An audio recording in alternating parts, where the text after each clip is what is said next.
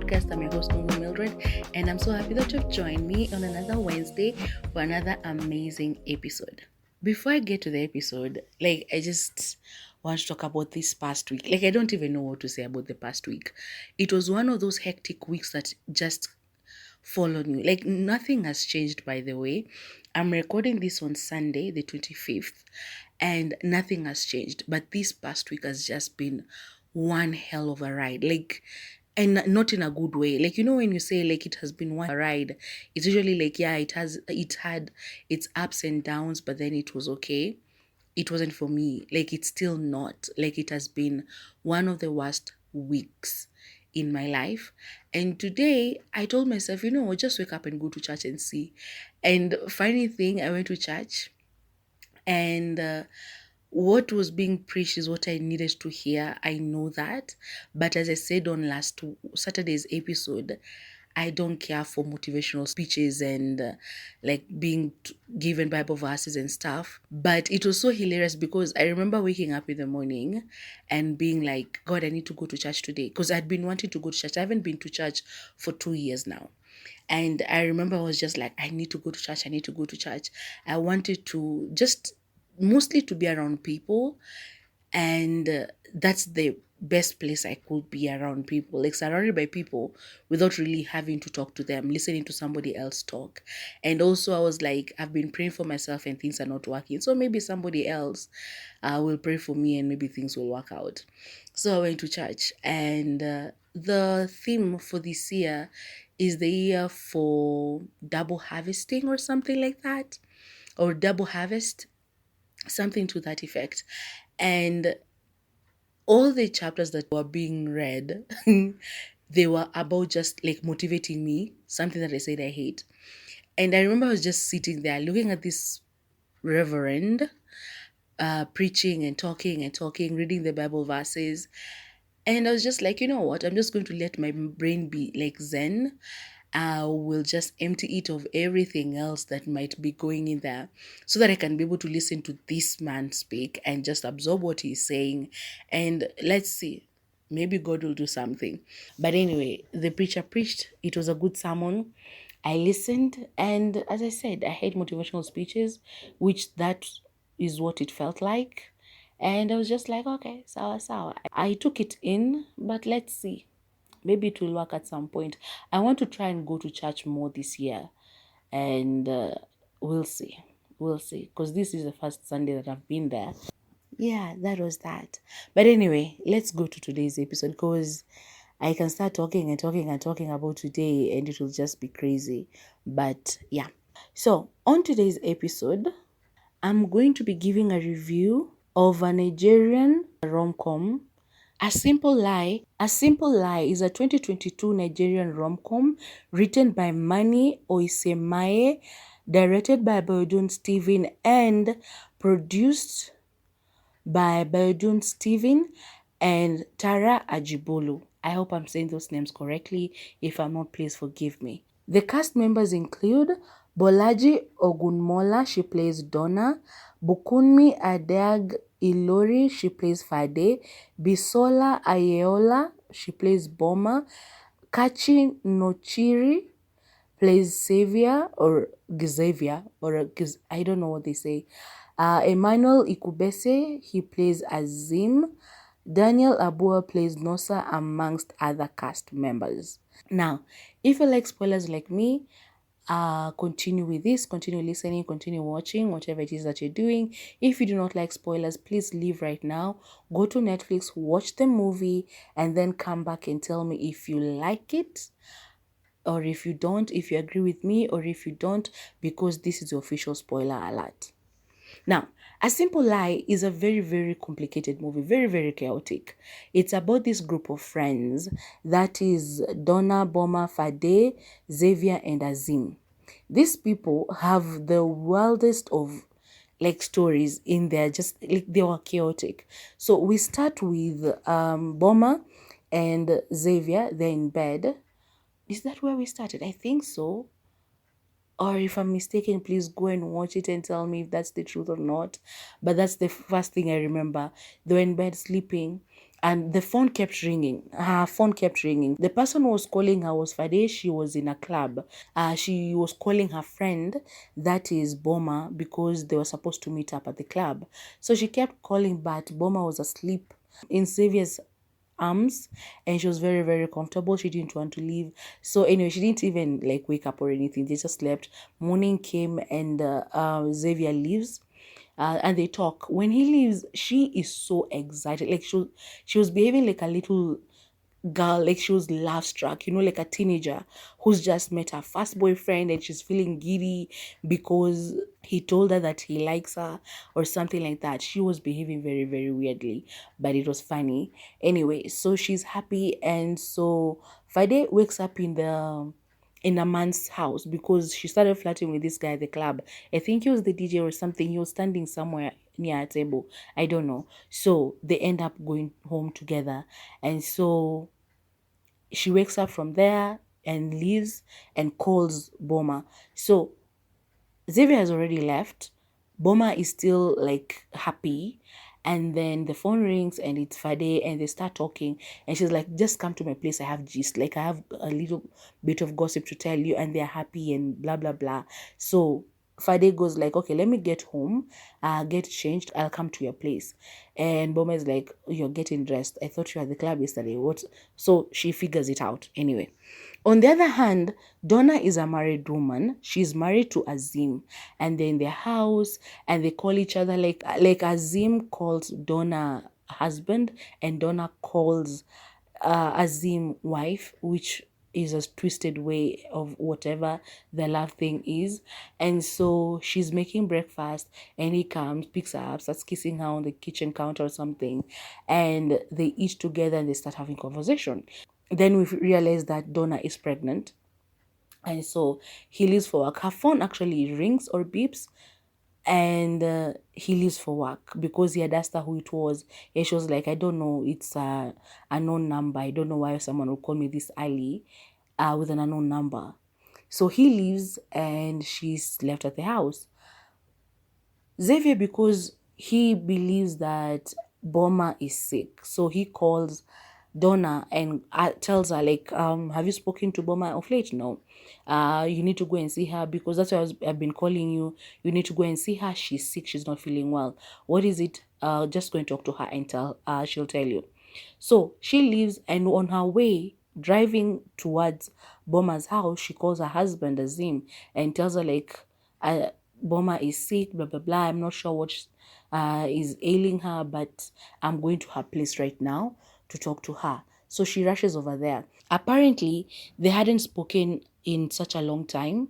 That is Donna and Boma, and they were best friends, but they hadn't spoken for a long time. So this is the reason why. Donna and Xavier used to date or see each other, just, maybe something that wasn't so serious, but they used to see each other. And then she meets Azim and she gets married. But then Xavier is still in love with Donna. But because they're still friends, they hang out a lot. And then Boma, on the other hand, is friends with Donna, best friends, and she has been crying because she's lonely. Nobody wants her. She has an amazing business. She has money, but she's lonely, and so she keeps crying on Donna's shoulder, telling her how she's lonely. Nobody wants her. Blah blah blah. And so one time, Donna comes to see Boma with Xavier. And so Xavier and Boma meet, and Boma falls in love with Xavier like almost immediately. And so Donna talks to Xavier and tells him to try out having something with Boma because Boma needs it. She's lonely. She needs somebody, which is a very terrible thing to do to a friend because this man is still into you, but you're pushing him onto your friend who like really needs a real connection, not somebody who just wants half like a rebound. But anyway, so that's what happened. But even while they were doing that, he never wanted like to be intimate with Boma like every once in a while. And as I feel like they said at some point it was only once. But Boma, because she was so infatuated with Xavier, she kept spending on him, like spending money on him. She bought him a car And they say women wanakulanga fair. Oh my God. She bought him a car. And this man, while they were being intimate that one time, while he was, finishing, he was, is it groaning or moaning like Donna's name? He kept saying like Donna, Donna, Donna, while he was finishing. Like, and then they broke up. So, which was crazy. So he left, and then they met up a couple of, you know, I don't know, months or weeks later. And that's when all this madness began. Because she was dressed in a weird way, like kama mama wa kanisa, mini women's guild. And he was still driving the car that she bought him. Okay, let me just laugh because there's no way. I don't mind. I don't mind giving somebody presents and everything. And if we break up, it's okay. You can go with it. But a car, and you're mourning someone else's name while you are with me. Hey, my friend, you're going to leave that car behind. If you don't leave it behind, I'm going to organize for it to be stolen from you.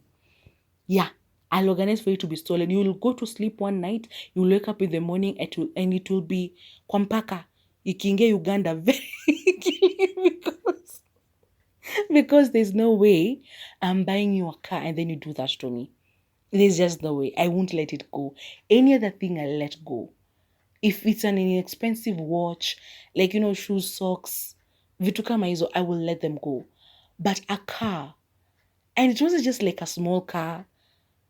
It's like a proper, are they called SUVs or what? Like it was a proper 4-wheel drive that this babe bought for this man.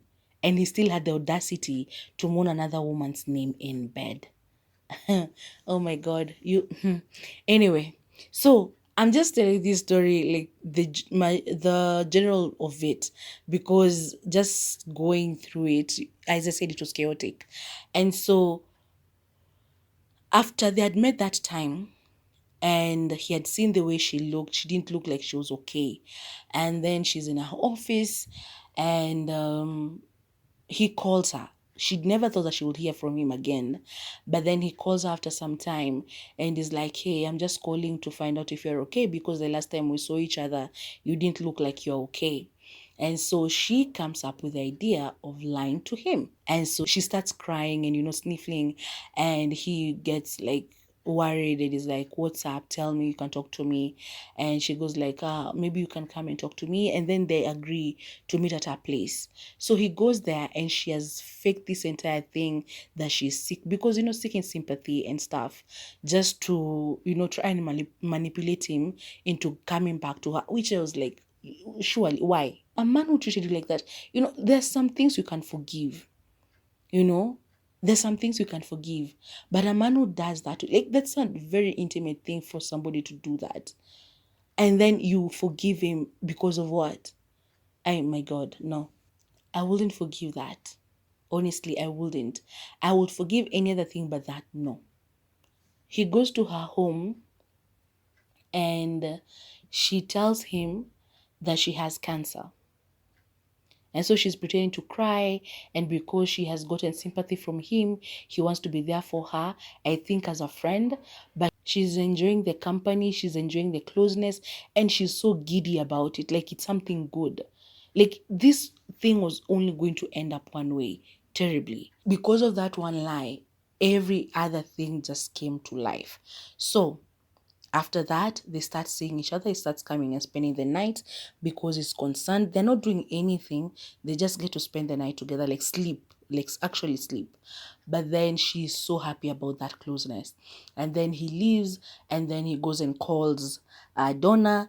Donna drives over while calling her husband, who, by the way, is best friends with Boma, by the way. They've known each other for a long, long time. And so Azim is in the office trying to be pitched for something like an app, blah, blah, blah. But he stops that meeting and he also comes over. Remember, Fade was also on her way because she was going home to take a shower change, then come over. And also, Xavier also comes over because he wants to see Donna and he pretends to be bringing food for Boma. So, yeah, they all end up meeting in the house. So the first person to come, of course, is Donna. Boma is very, very shocked to hear what is happening because she had told Xavier not to tell anybody, but of course Xavier told. And so she's like, what the F? How is this happening?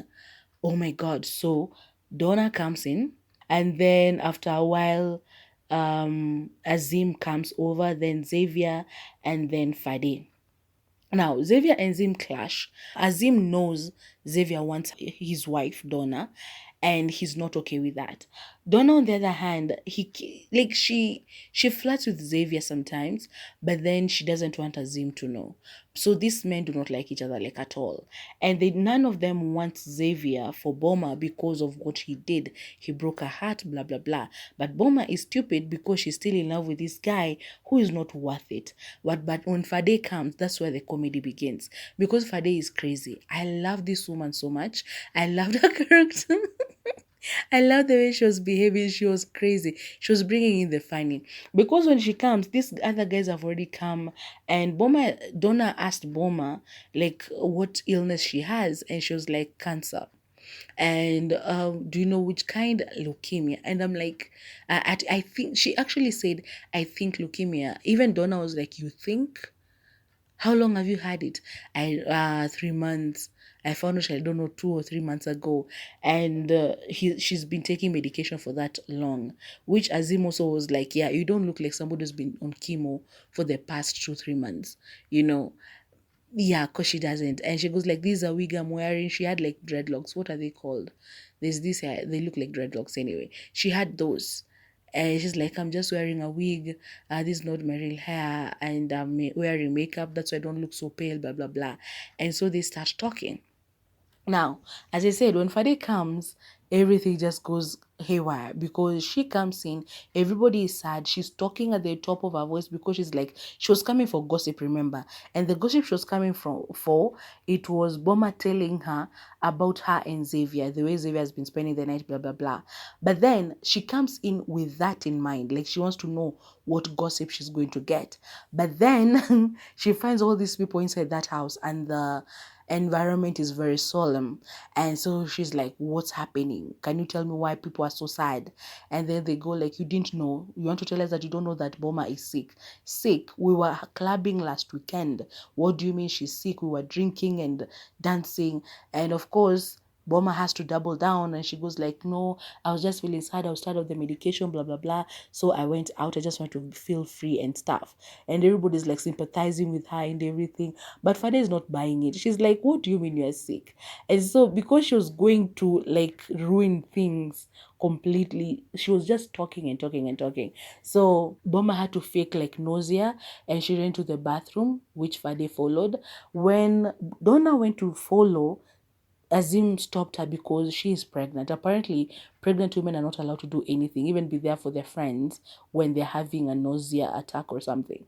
Like, it was just crazy. So, Boma is in the bathroom pretending to puke, and then Fade comes and knocks on the door. Boma opens it, and they start talking, and she's like, what are you doing? You're ruining this for me, blah, blah, blah. Stop talking too much. And she tells her what she has done.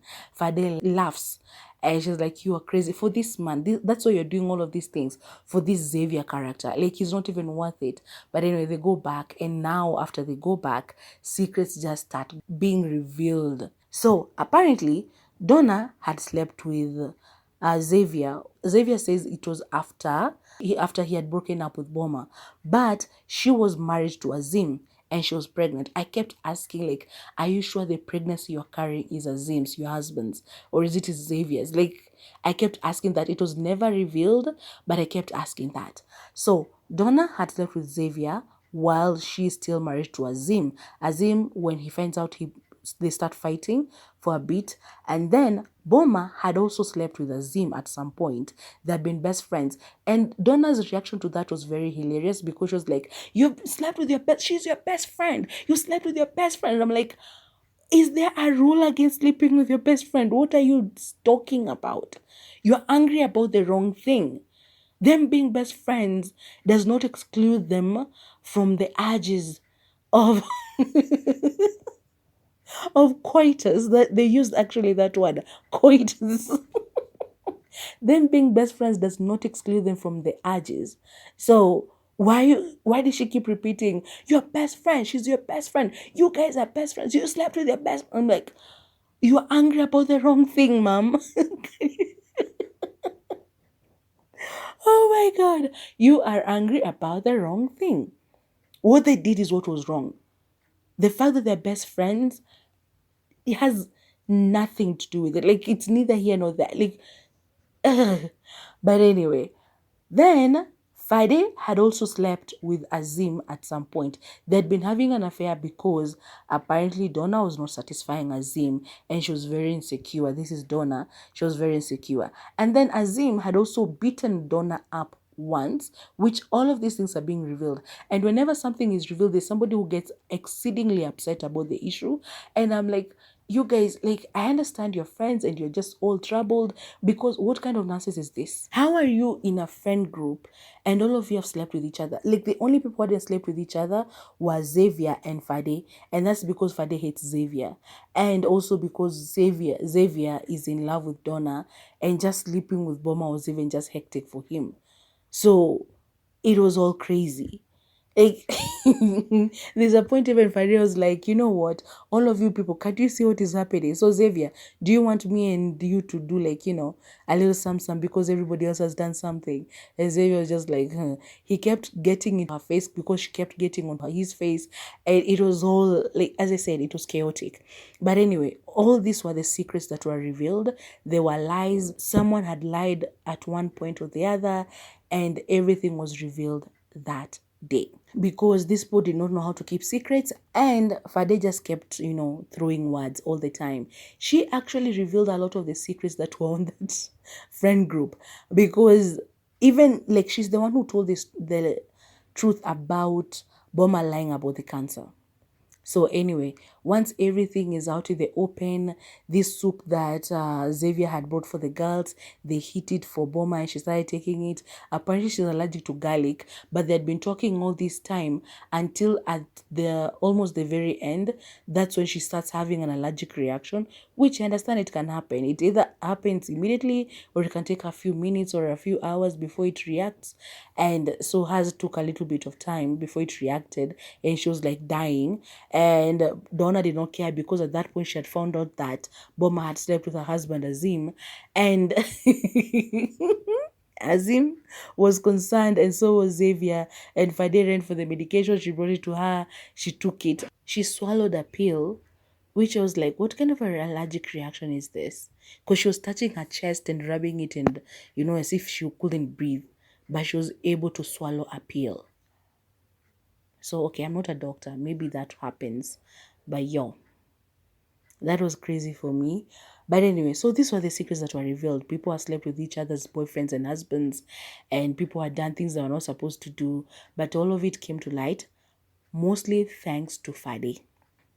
Now, when everything has come to light and everybody knows the truth and they are upset and they are, accepting and they are trying to move forward, and, just knowing that this person has lied to me, even though he's my husband, she's my wife, and all of this, and the boys have fought twice. So they're in the house and they hear somebody screaming and they are calling Boma's name. And so they're like, okay, what is happening outside? And so Boma goes to the window to check, and it's Boma's family. They have come crying while entering the gate because apparently Donna had called them to tell them that Boma is sick. And so they were coming in screaming because, oh, Boma is young. Is she going to die this soon? Blah, blah, blah. And this moment I was angry with Donna, because who the hell gave you the right to call Boma's family to tell them that Boma is sick? Calling Azim, that was okay because they're friends. They're all friends. Call your husband, tell him where you're going, tell him why. That's okay. But go and see your friend first before you start calling your friend's family to tell them what is happening. Who gave you the right to do that? Like, who are you calling the family as? Like, I don't care if you're friends, best friends even. Unless your friend has told you to call her family, you don't do that. She crossed a line with that. Of course, they had crossed a lot of lines in that friend group of theirs. But that moment, that when I found out that, I was like, that is a very, very terrible thing to do. Because why would you call someone else's family to tell them that their child is dying? So these people are coming and crying, and Boma is just like, oh no, God, like no. Fade laughs it off. Like Fade was crazy. Fade goes like, yeah, we are going to tell them the truth. And what truth is that? Yeah, that you're dying. So she goes outside screaming, saying that Boma has cancer, and she's screaming and crying with those people. Honestly, well, I laughed a little bit because Fade was just crazy, but that moment is the one that I had like a laugh out loud kind of moment because, yeah, as I said, it was sold as a rom com. I don't see it as a rom com, but it wasn't romantic because these people are all crazy. There's no romance in that story. Well, that part where these two people are calling each other the opposite husband and wife, and then Xavier trying to be nice to Boma. But even the romance just wasn't there. It was crazy. And the comedy, yeah, it was there a little bit, but mostly brought by Fade. But the others they were just complicated, yelling at each other, shouting, and yelling at each other, and just being upset about the wrong things and all of that. But anyway, essentially that's why it ends with Fade crying with the family outside, and these other guys inside the house just going like, okay, so what's going to happen, you know? So, yeah, that is a simple lie. It was not a simple lie, like at all. It is funny. You can watch it. It's just that maybe I'm still on my bad mood, but it wasn't like the most hilarious movie I've watched. And it was not so romantic because there's nothing romantic with people cheating. So I can't even just say that it was a rom-com. I don't think it was. And one more thing, online it's credited as like a 2021 comedy drama. Maybe that makes more sense. Comedy drama instead of rom com. Yeah, that makes more sense. But it's the 2021 that is complicated because online, Google says it's 2021, Netflix says it's 2022, or maybe it came to Netflix in 2022. But yeah, it's a 2021 movie. Whatever. As long as it's great, you can go and watch it. So, a couple of things that I did not like. I hated the eye contact that Donna had. I don't know. Like, I've seen a lot of African women wearing different kinds of colored contacts, and it's okay. Usually they look pretty, but I don't know. I just didn't like them on her. Maybe, or unless they're her real eyes, which is still, I'd be very afraid of looking into her eyes. But this is just me. I'm not saying she looked bad. I'm saying me, Mildred, I did not like them. And I did not like the way she looked with them. Like, she's still beautiful and all, but I just, it wasn't my thing. I did not like it. I did not understand why Boma's hair, the dreadlocks, like she had gone to bed, the way she had tied the hair scarf and gone to bed with them. As an African woman, that felt like she was trying to do some white people shit and stuff, and it just didn't sit well with me. I don't know. Maybe that's how she sleeps. Maybe other people sleep like that, but I know that we cover our hair totally before going to bed. But anyway, that was just that. There's this part that made me laugh. Azim calls Xavier a bald-headed looking monkey. And I was like, oh my God, that's a very terrible insult. Come on, even if it was bald headed, like, no, it was just terrible. And that part of calling sex coitus, like, it's very rare that you hear that. The last time I had it being referred to as coitus was on Big Bang Theory. And I understood why. It was a bunch of nerds calling it that.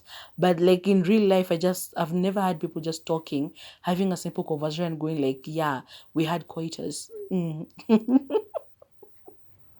But yo, this show had a lot of gaslighting and it had a lot of manipulation. Like people, the way Azim was gaslighting Donna after she found out that he had lied about where he was a couple of months ago, well, is it a couple of months ago or 2 years or something, while he was actually having an affair with Fade. He was gaslighting her. And then Donna was also gaslighting Azim because of other, like, there was a lot of gaslighting when these people are trying to explain each other. A lie will be revealed, and then the person who was lied to is obviously angry, which some of them were exaggerated, of course. But then the person who did the mistake, the person who lied, will gaslight the other person very, very much. And there was just a lot of it. So yeah, just be ready for that. As I said, this movie is very, very chaotic.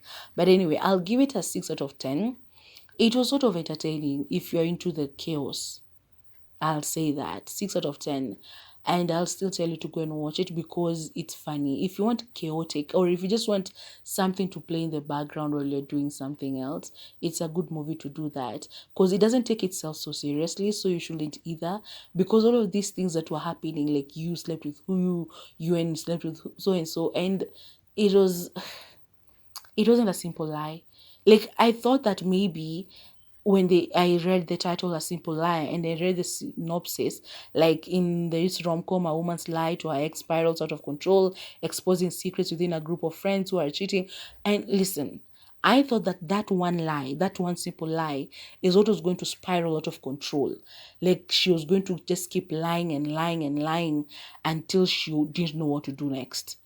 And maybe she will get caught in the end and she will have to reveal, like, yeah, you guys, I was lying, I'm sorry, forgive me. But instead it was that one simple lie, that one lie that wasn't simple because cancer is not simple. That one lie caused this friend group to just go crazy, and other lies were exposed. And I guess the synopsis is true, but yeah, that's not what I thought it was going to be like when I read the synopsis. But anyway, it was still entertaining. I loved watching it.